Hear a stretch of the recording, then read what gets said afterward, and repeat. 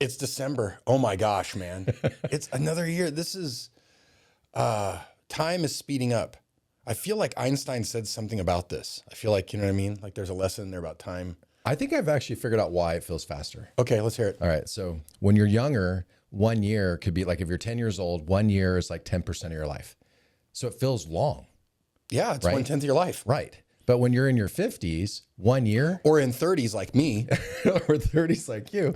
But if you're in your 50s, right, and you've lived 1 year, that's like 2% of your life. Yeah. So it goes by like a flash, right? It does. Yeah. And I think that's where that, because I guess it's going to feel faster and faster and faster as we get older. So, well, get used to it, buddy. That story checks out. That story, I'll go with that. I think I like your theory. I do. Well, it is the end of 2024. You and I were talking before the camera was rolling, and we were, because you had done your market update and you'd shown some numbers. The numbers are pretty solid. They're pretty much the same as last year, right? I mean, Yeah. within reason. Yeah, I mean, sales are down by about 15% year over year for the month, but we kind of expected that. Year to date, though, we're only off by 2%. Which I think is negligible. Correct. Yeah. Yeah. So it's not that big of a deal, but the market is definitely, it's just, you know, people are waiting to see if it's going to take off. Realtors tend to be like, hey, the market's going crazy or it's going down. I mean, it's never in between. Well, right now it's in between. You know, we've had 2 years now of pretty much, I wouldn't call it melancholy, but it's pretty mellow. Well, the other thing is we always talk about this is the difference between the national market, the state market, and the Redding, Shasta County local market, because they are very, very different. Yep. You know, nationally, I think the last couple of years has gone down, right? Sure. Definitely some of the different big cities that overbuilt, they're sitting on a ton of inventory. But Redding's the opposite. There's almost no inventory. Even though there's more houses listed now, there's still very low inventory. Yeah. Inventory, I mean, here locally, we're at 800 right now. A year ago, we were at 700. And that's still relatively low. Our absorption rate, which is for our listeners, absorption rate is just how many months it would take to sell off the inventory if nothing else came up for sale. And based on current volumes, right? We're at like 4.3 months supply. Which is neutral. Yeah, it's a neutral market. So we've just officially transitioned away from a seller's market into what we call a neutral market. And obviously price range has a huge impact on that though, because in the lower price points, the absorption rate might be lower than that. And in the upper price points, the absorption rate could be much higher than that. But as a market, it just tells us that we're slowing down a little bit in terms of that. But you couldn't be surprised with interest rates that are, again, close to 7%. Since the election, oh man, I think I just used a word I'm not allowed to use. Since something that happened last month, have any word on interest rates? Because there was, hey, they lowered the interest rates. They were going to lower it 2 more times in the spring. There was all this talk. Yeah. And it never really made it to the mortgage market. Yeah, it's interesting. Yeah. So I've been looking at this quite a bit recently and trying to read as much as I can into this with smart economists. The tea leaves. Yeah. Well, I mean, and I'm just listening to smart people that I revere as being most of the time pretty accurate. I think the trend with most experts is that we'll probably be in the mid to low sixes throughout most of 2025. I'm not expecting, maybe this might mean something to a listener, I don't know, but you know, with our business plans for 2025, I'm expecting sales volumes to remain really much, for the most part, year over year, about the same until summer. And then I think some point in late summer, we might start to see the year over year become better for us as you know, some changes in the economy start to take effect. What do you think? Like, why the summer? Well, I think it's going to take some time for some of the adjustments they're going to make to the economy to happen. And I think there's some wait and see in terms of, you know, what kind of inflation we might see, what kind of trade policies we might have and stuff like that. And depending on how those shake out, I think by midsummer, late summer, the markets will have been able to take enough input and make the necessary course adjustments. So, you know, you and I talk about this a lot. People are, hey, what about the foreclosure market? Everybody's like waiting for that golden opportunity. Like all of a sudden the market's just going to get flooded with foreclosures. Yeah. But I don't see that happening. No, I don't either. I mean, a year ago, we were researching this because I was pretty concerned. I mean, 2 years ago, I was really concerned because you don't know when we came out of the pandemic, we didn't really know for sure how many people were behind on their mortgages. We thought the numbers could be really bad. And we also thought that banks were likely not, you know, moving forward with their foreclosure process like they normally would. And so there was going to be this huge shadow inventory, if you will, of people And that turned out to not be the case. We didn't have a large shadow inventory of people that were grossly behind on their mortgages. Most of those folks either sold their properties because they had the equity to do so if they had to, or they refinanced, or they did a loan modification. So we just didn't have that impact of foreclosures. And then, maybe a year ago when I was looking at it, we had dropped to about 189 properties total in the county that were single family that were in a stage of foreclosure. And then for our market update, I did the research again on it and dropped to 115.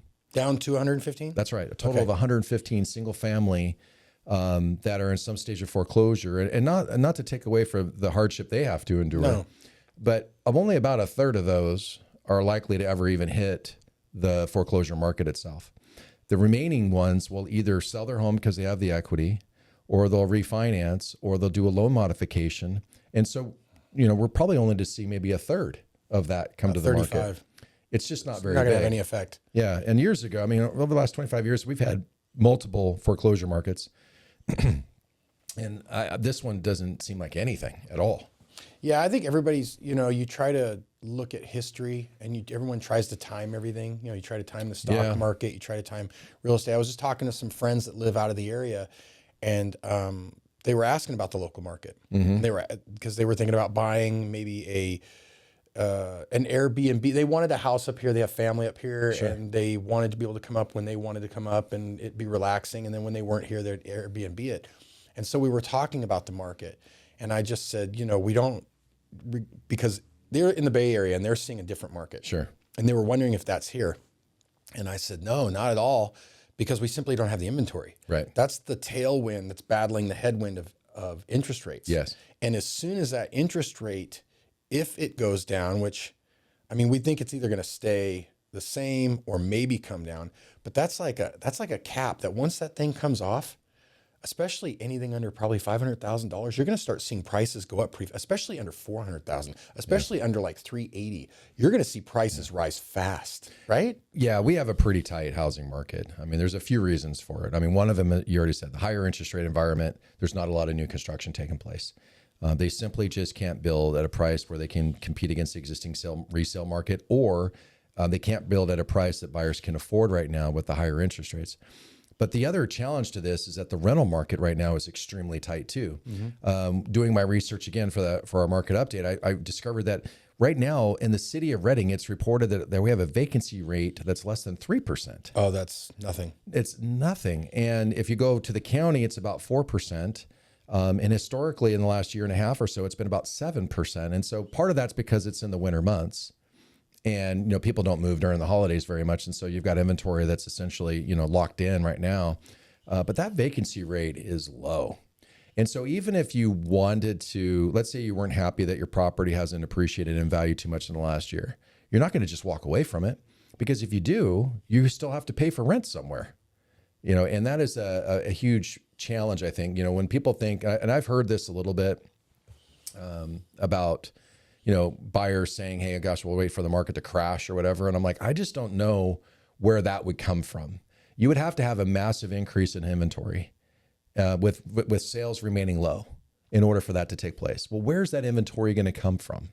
It's not new construction. New construction, the city of Reading right now, year to date through September, had pulled 89 permits, which, by the way, was up 30% compared to last year when it was only 59. But it was still down, what, like 75%? Yeah, it is still down a huge amount. 220, 230 was what it was the year when before. things were moving correctly. Yeah, several years ago. And so, we just don't have enough new inventory being added to the housing supply. You don't have enough sellers bringing homes to the market to add to the housing supply. So this whole market correction thing that people are speaking of, I don't know where it would come from. I don't know where that inventory would come from, and I'm looking for it. I want to find it, but I can't find it. I don't think it's there. And there's so much pressure on that lower price range because you have all your first-time home buyers, you have people that are downsizing, and you have investors. People that are just like my friend who was like, well, I'm not going to live in it, so now he's probably looking a little bit higher, a little out of that range, but a lot of people are. A lot of investors, they're like, oh, yeah, I'd like to buy a rental and Sure. $390, $400 so that my mortgage or whatever, or depending on how much they put down. But there's just too much pressure on that in the market. Yeah.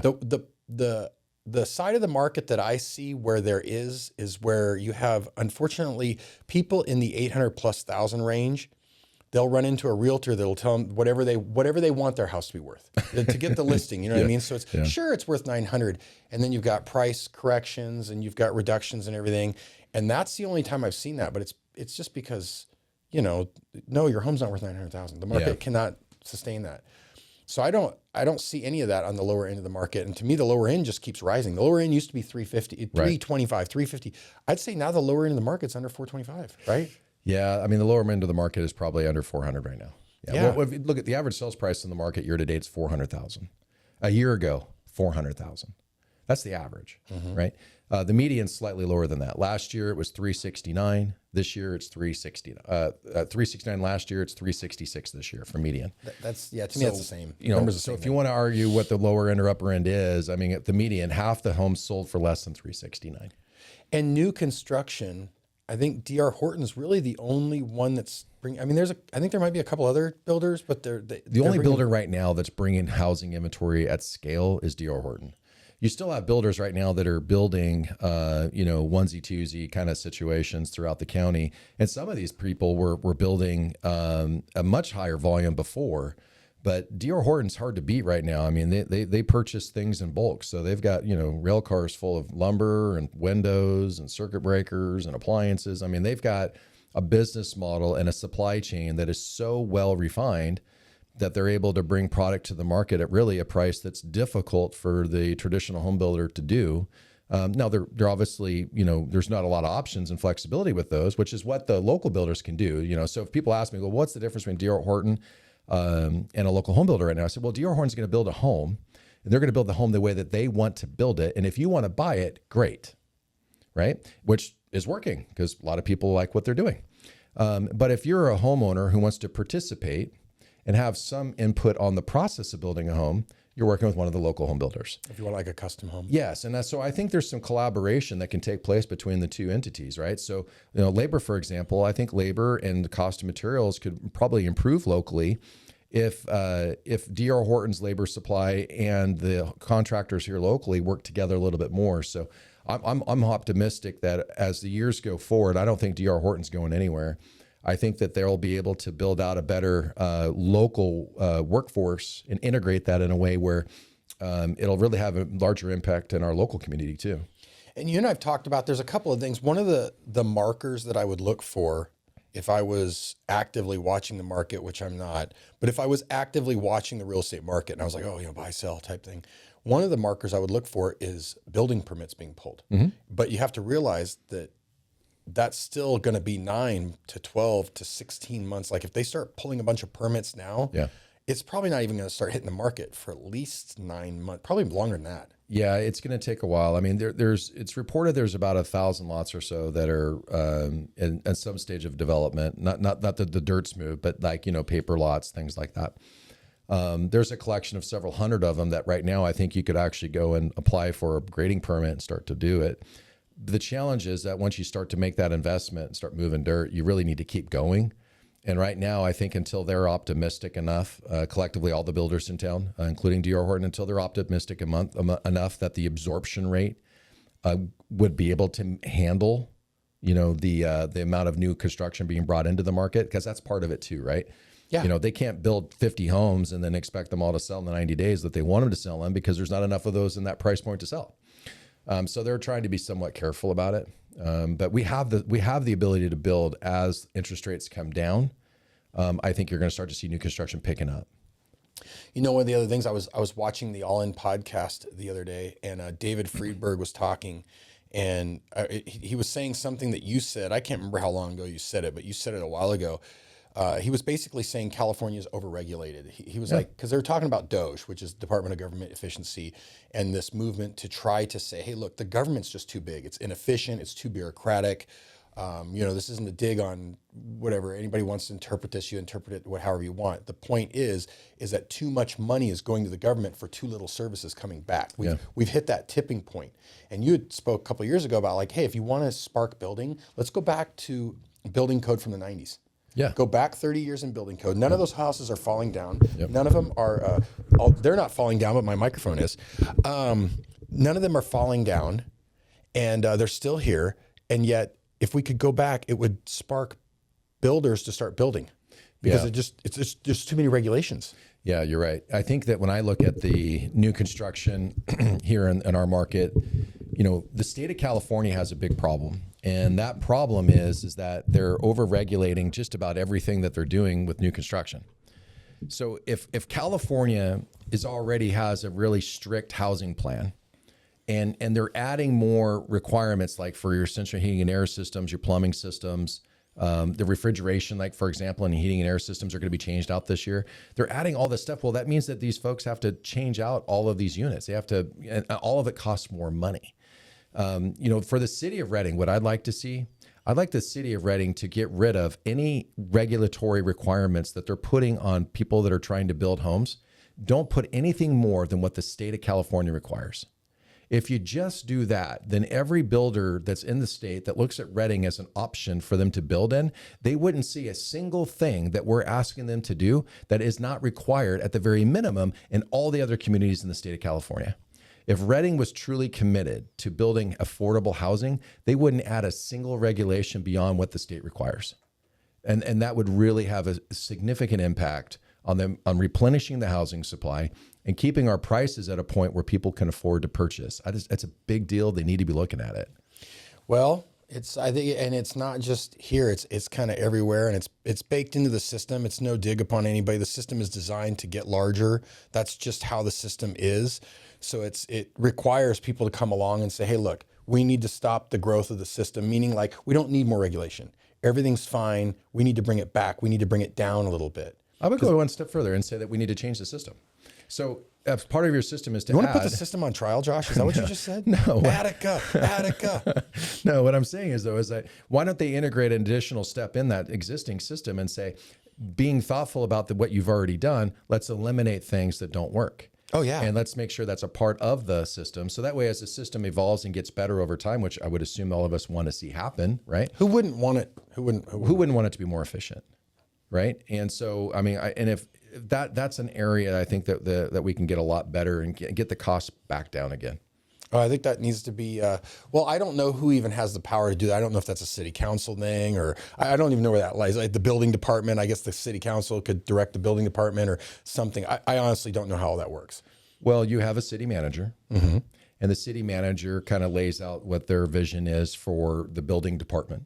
Oh, okay. Then you have the building department, who that is going to have take that with their added vision of what they want to see happen within that building department.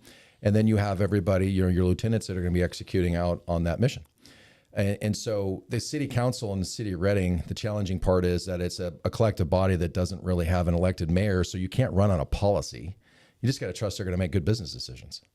And that's the challenge that I think that you're going to have. So I would essentially say that we need to encourage our city manager to be proactive about that goal, that target, of getting more housing units built, and then really being open-minded to what needs to be done in terms of from a regulatory standpoint to accomplish that.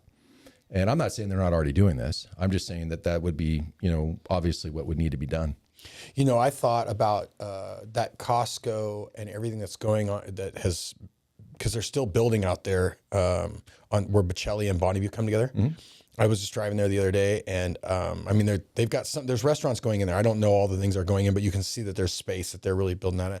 And then I kept going, and as you cross over the river, on the left-hand side, there's a bunch of land there. And I thought, when is a sign going to go up saying there's going to be a subdivision here? I would think that that's the next step. Put you on the spot. Is there any rumor mill or anything like, you know what I mean? Yeah. I mean, I've got a huge map that I have that gives me all of the proposed tentative maps throughout the whole county. Oh, nice. And so what you're speaking to already has a map for it. Got it. But it hasn't been submitted. So, but there's already been, some work done on it. I was thinking that, when Costco puts that in, that land value had to have jumped up dramatically. Yeah, maybe not. I had a lot of I had a lot of clients call me when that was going on, and they were like, "Gosh, how's that going to affect my property values?" And I'm like, "Well, because Redding doesn't have a large commuting impact anyway, whether you drove 5 minutes or 7 minutes to the store is not going to really make a huge impact, I don't think. So, it's nice to see growth going south like that, because I think it's going to help us to incorporate some more housing units down there for, having access to facilities. But I don't necessarily think it's going to have a significant impact on valuations. Well, if you think from just a construction standpoint, and I don't know what I'm talking about, but that's never stopped me in the past. South would be the easiest, it seems, because when you when you head east and west and north, I mean, you hit the growth is south. There's a little bit of room to grow north up to like Oasis.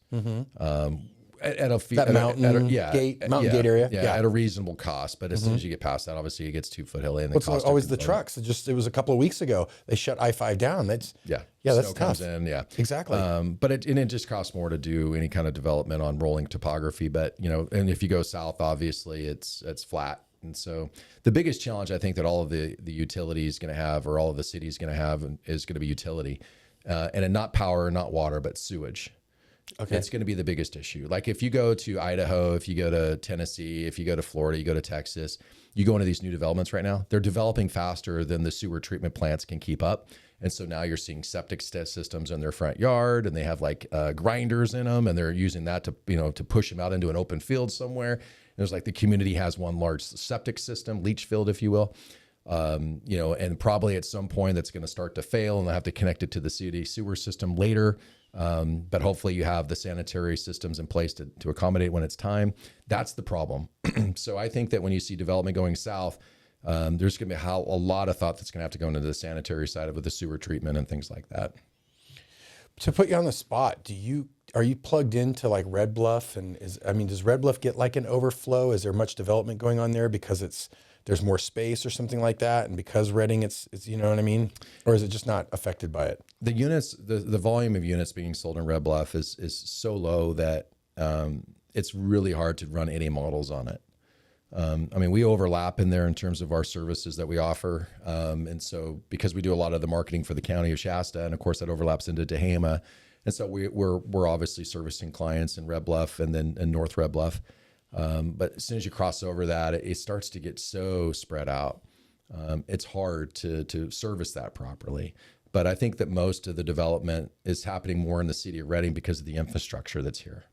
Yeah, that's what I was thinking. I just wondered when you said, I was thinking about people that come from the big city, if to tell them that they would have to drive 20 minutes to a service, they wouldn't flinch. Yeah. Us, it's like 7 minutes. What? How dare I? Well, that's one thing I'm super proud of with our community is that we have really been way ahead on terms of circulation. You look at our large bridges that cross over the Sacramento River and our access. You could pick anywhere in town. There's probably 3 ways to get there. And that's a really unique feature that we have in our county compared to a lot of other areas. Again, if you go to Idaho, enjoy the traffic. You go to Nashville, enjoy the traffic. You go to Texas, enjoy the traffic. Because you had a huge amount of growth, but you didn't really have the arterial roads and the circulation of movement of traffic to really keep that commute down. In Shasta County, we've got it, and there is no commute. The worst thing that could happen is you get stuck behind the train for 2 minutes. Yeah, and that happens to me almost every time I cross the tracks. So what's the odds of that? So with Reading, we don't have any building really in play. We don't. D.R. Horton's the only builder. So we're just kind of waiting on interest rates. We are waiting on interest rates. That's the only thing. There's no other factors. Right now, if somebody asks me, well, what are your tea leaves on any of this? I'm like, just follow the rates. If the rates go down, the volume's going to increase. Prices will go up a little bit. Builders will be able to respond by building because it'll be easier for them to realize a modest profit. The whole thing in our county is built and based on rates. And even when the feds lower interest rates, the mortgage rates, it didn't equate. But is it because people say, well, yeah, but I'm going to keep my money in the stock market and crypto and these other ventures. If these level off or start to come down, is that the idea behind then they go to the mortgage backed or? Well, mortgage-backed securities, most people don't want to buy a 30-year mortgage-backed security. What I would like to see is the Federal Reserve start purchasing mortgage-backed securities. As a taxpayer, I would like to see the Federal Reserve start to purchase mortgage-backed securities at 5%. And the reason why is because I think we'll be able to cash in a lot of those 3% mortgage rates. And I think that they'll end up buying another home at a 5% mortgage rate, which means as a tax investor, right, as me as a tax person paying taxes, I want them to be good stewards with that money. Well, let's get rid of the 3% rates. Let's replace them with 5% rates. And I think if you were to buy mortgage-backed securities for a couple of years like that, you could redefine the market. You could increase the housing supply. You could make it more affordable for folks to own a home. There's a lot of good things that could come from that policy. Of course, I mean, who am I? But I do think that there's an option for them to do that. And there's a chance that they might do that in the next year. I was going to say, is there any talk that they might do that? I haven't heard any, but I don't think something like that is going to get out early. You know, I think that'll be a decision that's made, without any kind of input from others. What about shifting gears? What about the commercial side of Reading? Commercial side of Reading is still solid. I mean, I think we only have a few minutes left, but I would just cover it like this. I'd say that, look, if you're talking general office space, for the most part, we don't have any vacancy if it's already improved and in good condition. We have one that just went down the building right down the street from us. $1.75 a foot is what it was advertised for. I don't know what it pended for, but that's what the rent was per square foot for a building built in 2007. How the building was about 78 to 8,000 square feet, something like that, about 8,000. And so that's worked out great. Retail, for the most part, if it's in a good good location and well maintained, by the property owner, those are renting out pretty fast. Warehouse goes really fast. I would say that in Shasta County overall, the commercial market is just fine, and nothing like what you hear when you talk about the Bay Area. Yeah, the Bay Area is plummeting. Well, I was just the other day. I'm trying to remember who I was. A lady was talking that's involved with K2, and they were talking about there was like 4 or 5 new businesses that just signed leases in downtown. Yeah, that's a very good sign. Oh yeah, no, they're optimistic about it. Downtown looks totally different. I just think about it when I was. It looks awesome. I mean, when I was a kid, when the mall was there and the roof was on the mall, you kind of walk through there, and wasn't Dickers or whatever was in there, something like that. Something, yeah. And when you'd walk through there, I mean, it was just a total different thing. And now you go down there, and it's fully transformed. The downtown, good for them. I'm so happy for them. I haven't built down there ever myself personally. I've always done all my building around either by the river or on the east side of Reading. I haven't really liked to mess with downtown, but the people that are down there now doing it, I'm cheering them on because it's such a cool vibe. It is. And they're doing a great job. But it was good seeing you. Thanks a lot, Josh. Thank you, Joy.